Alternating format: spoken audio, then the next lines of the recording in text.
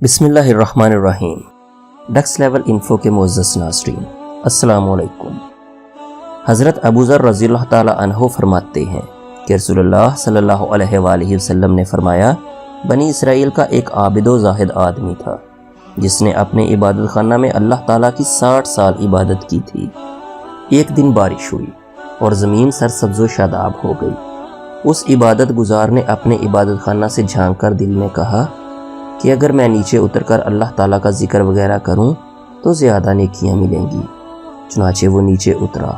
اس کے پاس 1 یا 2 روٹیاں تھیں۔ ایک دن وہ زمین پر بیٹھا تھا کہ ایک عورت اس سے ملنے آئی۔ وہ اس سے برابر باتیں کرتا رہا، وہ بھی اس سے باتیں کرتی رہی۔ آخر اس راہب نے اس عورت سے ہم بستری کر لی، پھر اس پر غشی طاری ہو گئی۔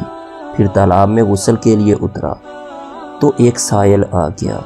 اس نے روٹی مانگی، بس اس نے 1 یا 2 روٹیاں لینے کا اشارہ کیا، پھر مر گیا۔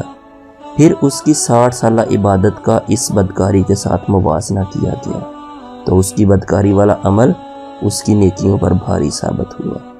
پھر ان نیکیوں کے ساتھ اس کی وہ 1 یا 2 روٹیاں رکھی گئی تو نیکیوں کا پلڑا بھاری ہو گیا اور اس کی مغفرت ہو گئی۔